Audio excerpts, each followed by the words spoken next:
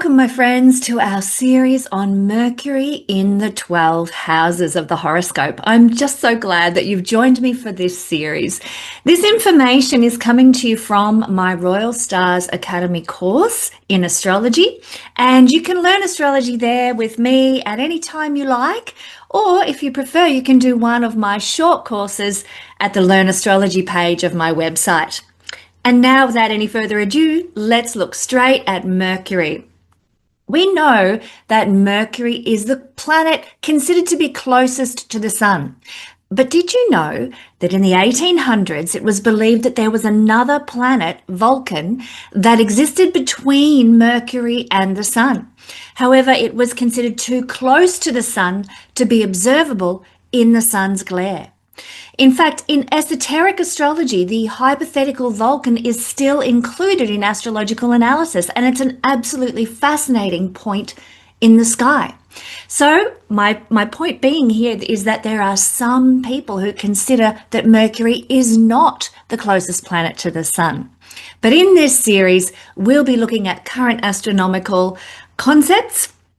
And that means Mercury is the messenger of the gods, considered to be the closest to the sun, our main luminary in the sky. Let's look at the astronomy of Mercury. Mercury is the smallest planet in the solar system. As we've just established, it's also the closest planet to the sun. But even though it is near to the sun, it is not the hottest planet. Would you believe that because Mercury has no atmosphere at all, it has the most variable temperatures of any planet because it cannot retain any heat from the sun? You know, nighttime temperatures on Mercury can get as cold as minus 173 degrees Celsius, or that's minus 280 degrees Fahrenheit. While in the daytime, Mercury is hotter than your oven. It gets to a stinking 427 degrees Celsius. That's 800 degrees Fahrenheit. Amazing. What a variance. Now, Mercury also takes 87 Earth days to orbit the sun. Earth only takes 365. So it's a very fast little planet. It spins around the sun really, really quickly. Mercury is made of rocks covered in crater holes, just like the moon is. And this tells us that it's been hit many times in the past by comets and meteors. They slammed into little Mercury very hard, as once again, Mercury has no atmosphere to buffer them or slow the comets down. So the impact was very visible, or is very visible, on Mercury's surface. Billions of years ago, Mercury was also volcanically active, and this has also made its splotchy surface full of volcanoes and vents and craters as well. Let's look at the mythology of Mercury. You know, people have known that Mercury as a body in the sky has existed since as long ago as 1400 years BC. You know, in ancient Babylon, they called Mercury Nabu. I hope I'm pronouncing that correctly, Nabu. And Nabu was the god in charge of writing, thinking, and wisdom. He would write down on a tablet the fated destiny of each person. Nabu wore a cap with horns and rode on a winged dragon named Sirush. Now, it was the Romans who worshipped the god that was named Mercury, and he was the god connected to business and making money, communicating and giving messages. He was also associated with traveling and was a guide for souls going to the underworld. There's a lot of mythology about Mercury knowing what's going on in the underworld because he was the god that traversed the pathway to the underworld.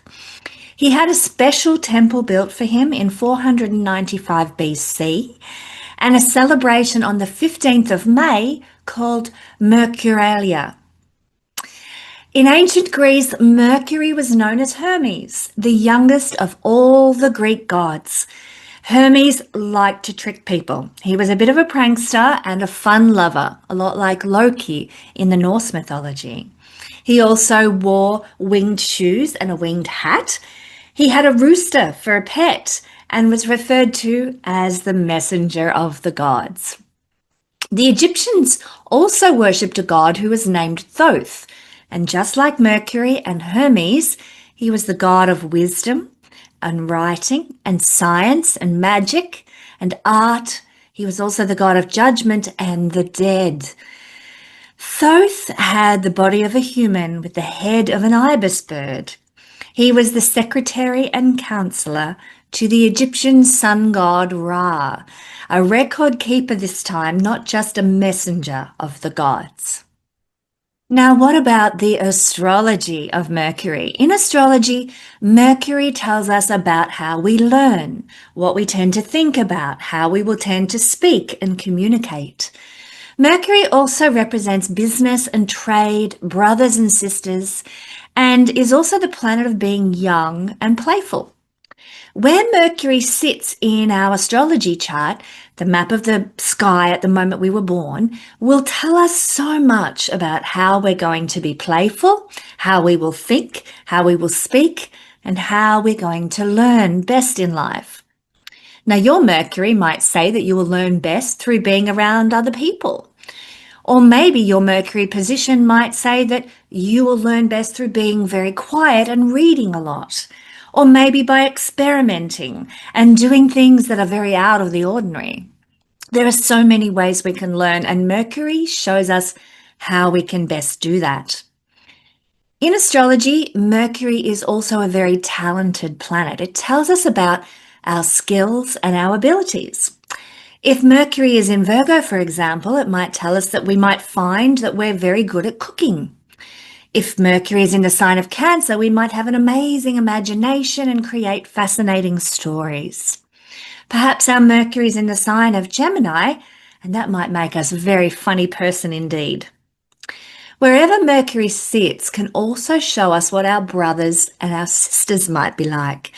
For example, if Mercury is in the zodiac sign of Aries, our siblings might be very competitive and like to play games. Or in the sign of Aquarius, our brothers and sisters might be very quirky and unusual and super smart. Mercury is a planet that is in charge of two star signs known as Gemini and Virgo. These two signs are all about being very clever and practical with your hands or practical with your mind or both. Mercury in astrology is also the playful jester, a jokester. He is clever and bright. He is a young person, a youthful energy, and all of us have a little bit of Mercury in our heart somewhere. Everyone is different in the way they learn, think, talk, and play.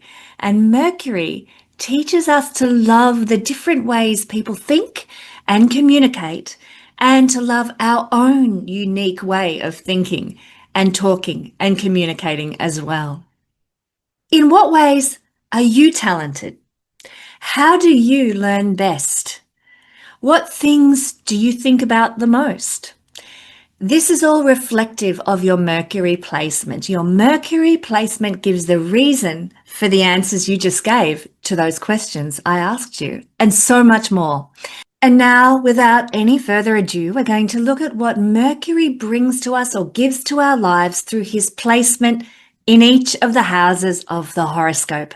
So join with me now. We're going to dive into a little piece from the Royal Stars Academy that describes Mercury in all the different houses. Mercury in the 5th house. This is a placement that gives a fantastic ability for creative writing, creative teaching, instructing in an entertaining and intelligent way. Wonderful for that sort of thing. Very, very great ability to connect with young people and with students in general when Mercury is in the 5th house. Mercury in the 5th house can indicate that you will think a lot about things that are creative, maybe about film or theatre, about music.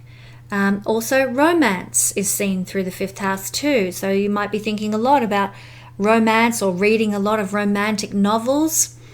Mercury, though, can also be analytical as well. So there can be a great deal of analysis going on here. You might be a film critic or a theatre critic.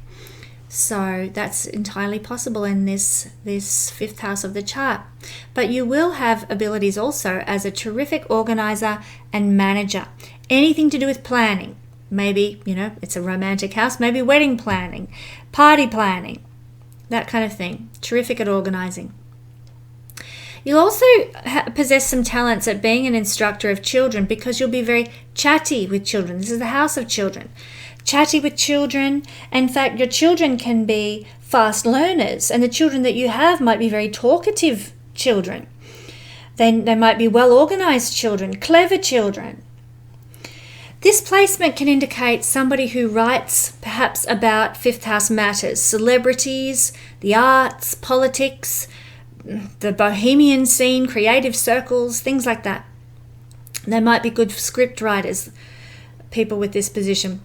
They might be very good with their hands for hobbies, sculpture, woodwork, craft, sewing, those kinds of things. Any creative endeavor with the hands that is non-repetitive and full of newness is very good for people with a fifth house Mercury.